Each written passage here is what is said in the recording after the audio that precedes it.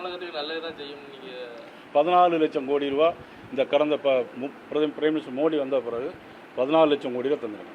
நீங்கள் போகிறீங்களா 4 வழிச்சாலை டெல்லி போட்டது, நம்ம ஊரில் தாளையத்து மேம்பாலம் எல்லாம் வரிசையாக அன்றைக்கி பார்த்தீங்கன்னா அவ்வளோ மேம்பாலம் 4 வழிச்சாலை யார் போட்டது? மோடிஜி போட்டது, டெல்லி போட்டது. தூத்துக்குடி விமான நிலையம் 350 கோடி ரூபா மோடிஜி போட்டாங்க, டெல்லி போட்டது. திருச்சி விமான நிலையம் 650 கோடி ரூபா மோடிஜி போட்டாங்க, டெல்லி போட்டது. இன்றைக்கி ரேஷன் கடையில் நீங்கள்லாம் நம்ம எல்லாம் பொருள் வாங்கிட்டு இருக்கோம். மத்திய அரசு மோடிஜி அதை ஃப்ரீயாக கொடுக்குறாங்க. வாங்கி கொடுக்குறது தான் நம்மளுடைய முதலமைச்சர். ஆனால் அவரே கொடுக்குற மாதிரி பேசுகிறாங்க. இன்னும் 3 லட்சம் வீடு கட்டி கொடுக்க வேண்டிய பாக்கி இருக்குது. முதலமைச்சர் அதை செய்யலை. மத்திய அரசு பங்கு 60% இருக்குது. ஒவ்வொரு வீடு கட்டுறதுலையும் 60% மோடி அவருடைய பங்கு, மத்திய அரசுடைய பங்கு இருக்குது. இதெல்லாம் விட்டு போட்டு டெல்லி டெல்லி அப்படின்னா நீங்களும் மயக்க நீட்டிட்டு கேட்டுக்கிட்டே இருக்கிறீங்க. அதில் என்ன தவறு இருக்குது? இப்போ எனக்கு நிறைய பேர் வீட்டுக்கு வராங்க, கூட்டம் போட்டு பேசுகிறோம்.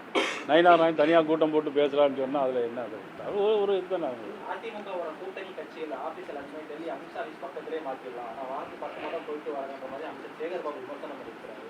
டெல்லி பயணப்பட்டு வேணா அவர் வந்து சேரட்டும். அதில் பாஜக மாநில தலைவர் சாத்தூர் தொகுதியை தேர்வை செஞ்சுருக்காங்க அப்படின்னு சொல்லி பரவலான கருத்துக்கள் பேசிகிட்டு இருக்கு. நீங்களே அவங்க வாயால் அதுக்கு ஒரு விளக்கம் கொடுத்துட்டீங்கன்னா கரெக்டாக இருக்கும்.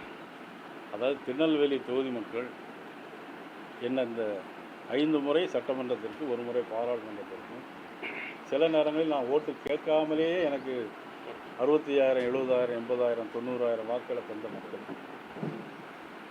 ஏன்னா ஒவ்வொரு காலகட்டத்திலையும் பெரிய பெரிய தலைவர்கள் மாறிதான். கருணாநிதி அவர்கள் எல்லாம் பார்த்தீங்கன்னா குளித்தலை இருக்கார், திருவாரூரில் இருக்கார், அண்ணா நகரில் இருக்கிறாங்க. அதுக்காக நான் அவர்களோட என்னோட ஒப்பிட்டு பேசலை. நாங்குநேரி, ராதாபுரம், திருநெல்வேலி 6 சட்டமன்றமும் எனக்கு மிக நெருங்கிய நான் வந்து நல்ல ஓட்டு வாங்கியிருக்கிறேன். எதில் வேணாலும் போட்டி போட்டுருவேன். அரசியல் கருத்துக்கள் அடிப்படையில் சார் இப்போ கேரளா எலெக்ஷன்ல பார்த்தீங்கன்னா பினராயி விஜயன் வந்து திடுத்துக்குன்னு ராகுல் காந்தியே பிஜேபியோட பி டீம்னு சொல்றாரு. ஓகே, இந்த மாதிரியான அரசியல் கருத்துக்கள் வந்து ஒரு தேர்தலோட மிக மிஞ்சிய அழுத்தத்தை கொடுக்குதுன்னு நினைக்கிறேன். நீங்கள் ஆயாள்கிட்ட போய் சம்சாரிக்கணும்.